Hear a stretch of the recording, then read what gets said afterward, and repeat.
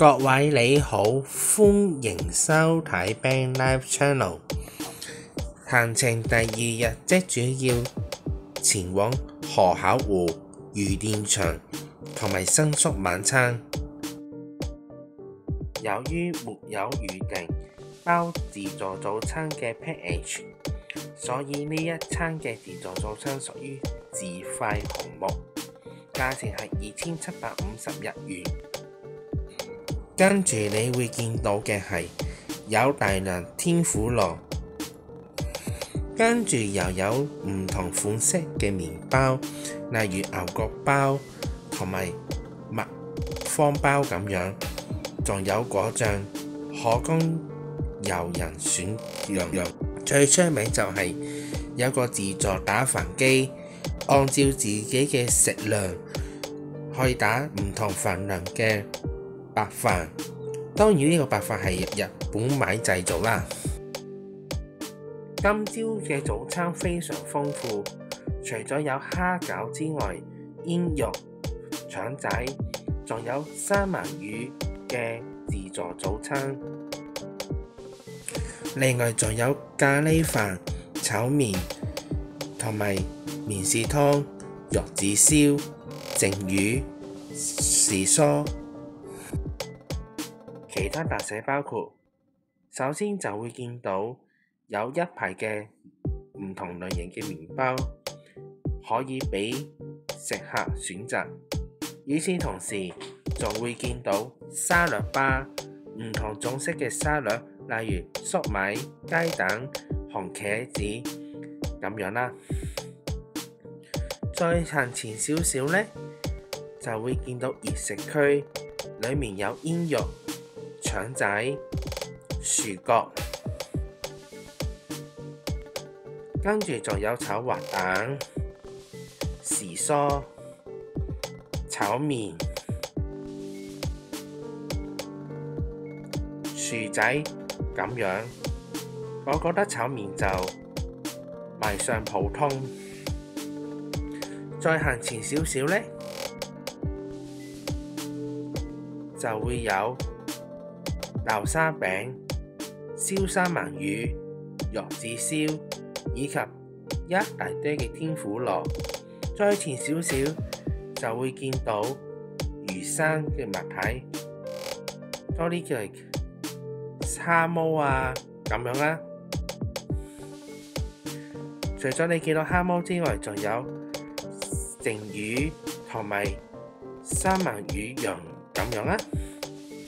仲有熱香餅、粟米片可以任你選擇，仲有牛奶和夾埋粟米片一流。今日我喺攜程旅遊預訂富士山1日遊，選嘅地點位於新宿華常徑酒店，喺呢個門口度等待司機上車。所要嘅車已經到達酒店門口。車廂嘅環境就大致上同香港嘅保姆車就差唔多款，不過個位呢就比較窄啲。而家就準備開車出發，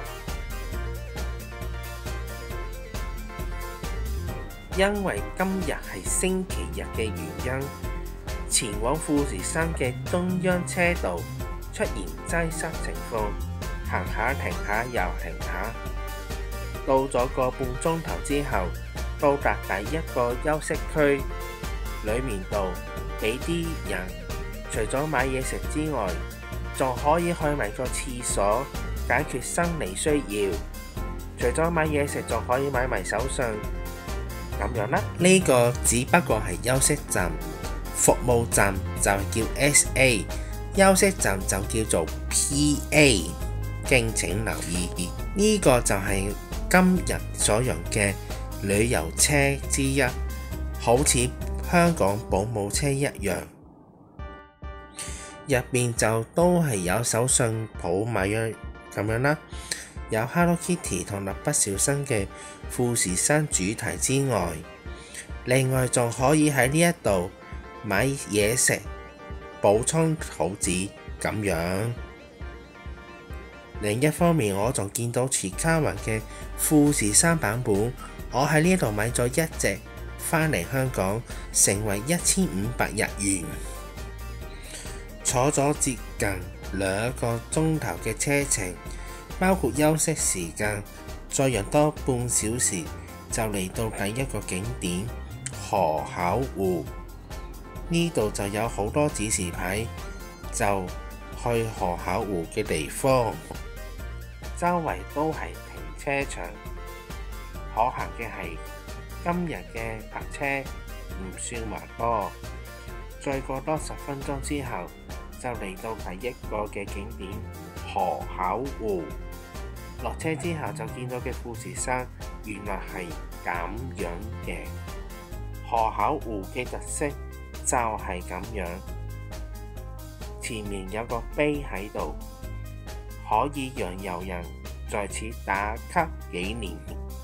河口湖裏面就入邊有一間好似教堂式嘅建築物，其實係生活館嘅一部分。睇下有乜嘢好去呢？未入去之前，首先就會見到張凳，讓啲遊人坐喺度欣賞富士山嘅美景。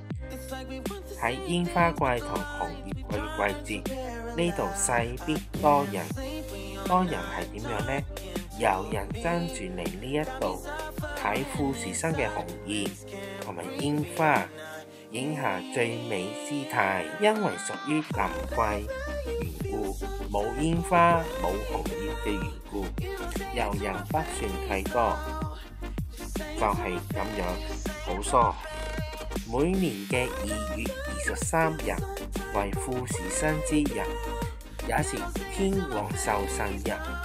喺呢段日子去必定多人，因為日本持續酷熱，山頂係冇雪嘅，冇白色片嘅，只有好似戴頂帽咁樣。嚟到真正戲肉嘅時間，就係要入嚟河口湖生活自然館裏面度參觀。不過要記住留意，就因為遊人太多、車輛又多嘅原因，所以一定要小心。跟住就，我覺得呢個雖然係平平無奇，呢個就係展示紅葉嘅最佳攝影嘅位置，而所真正嘅戲肉就係河口湖自然生活館，入面有紀念品同埋賣飲品咁樣啦。呢度可以買富士山水，富士山水大約400日元，等同你喺香港買嘅鼎湖山泉嘅水一樣。各式各樣嘅精品，由900日元去到3000日元都有。我喺呢一度買咗富士山石返嚟香港，呢個就好適合帶返嚟香港掛喺牆壁上，讓我日日掛住富士山。呢個就係富士山嘅木，700日元，最多攞嚟去燒烤咁樣啦。我喺呢一度買咗一杯藍莓汁，採用富士山摘返嚟嘅藍莓，加水新鮮研製，質地涵養，味道不甜，非常適合我。好啦，富士山嘅附近有好多花咁樣，呢個好似玫瑰，除咗玫瑰之外，仲有菊花喎。夏天嚟富士山都最多係愛嚟睇花花草草咁樣啦。臨走前先去廁所，附近都仲有啲嘢飲同埋順便去買嘅，仲有扭蛋機、雪糕、刨冰。不過最出名就係紀念梳打雪糕。不過喺御殿場入邊就飲咗一杯喺度嘅。第二個站就喺富士山下嘅羅森便利店。呢個羅森便利店嘅打卡位置同富士山上面嘅美輪美奐可是今日嘅情況係屬於人多原因，所以嚟到呢一度嘅遊人呢就非常之多。我等咗5至10分鐘就已經有人幫我影相。與此同時，呢個位嘅停留時間只有15至20分鐘左右，冇辦法行去近啲嘅地方。而呢個係朋友所影嘅相片，如果係多啲時間嘅，就可以影到好似咁樣喺富士山下影相。去完羅山便利店之後，下一個站會去忍者北海。忍者北海係一個著名嘅觀光旅遊景點，每逢假期時候會有好多車輛出入。因為咁樣，所以我坐嘅小型旅遊巴士都好無奈咁樣，被逼喺停車場門口前面度落車。當我落車嘅時候，都仲可以見到一架又一架嘅小型旅遊巴士就喺前面度，都係屬於等泊位為主。唔單止咁，你仲有啲叫做自駕遊嘅司機，都喺呢一度排隊等泊車，形成人車爭路嘅情況。最右邊呢，就見到賣小食嘅地方，就主要賣日本牛肉為主。再遠啲呢，就會見到個富士山嘅景色，不過個雲好錯。終於嚟到最前端嘅地方，首先就見到有賣飲品嘅地方。剛才見到遊客呢，就攬住啲雪糕喺度，相信呢度嘅雪糕都總算係出名嘅。咁呢度最出名嘅地方係啲乜嘢呢？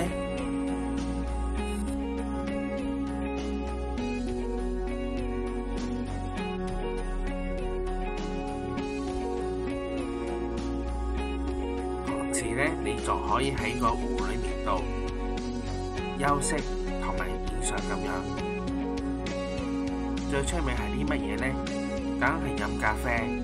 咖啡係用富士山水研做嘅，你好似喺香港飲啲叫做鼎湖山泉水一樣。呢個就係大阪燒同埋章魚燒，擺到明係用富士山水製造。你覺得好似富士山水啊？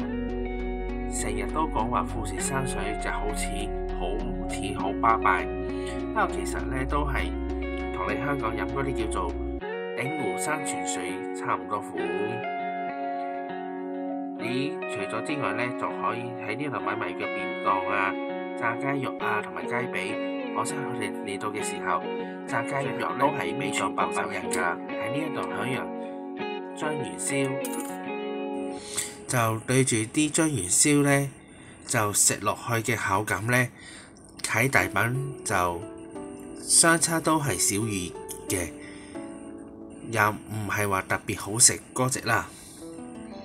不過嚟到呢一度就係影住湖底裡面嘅地板，呢湖底嘅地板呢，內層閃閃發光㗎。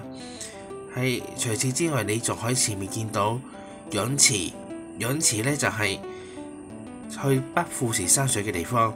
你仲可以見到啲魚仔呢喺度游來游去咁樣款。最啱呢就係攞嚟影相咁樣啦。跟住去到最重要嘅一個點就係攞富士山水，除咗攞手浸之外，天嘅時候真係好熱到呢發熱嘅時候呢，伸手掂落去舒服好多。記住呢度唔可以用自己嘅水樽，北富士山水要用專用嘅水樽。喺呢一度買係要200日元，敬請留意。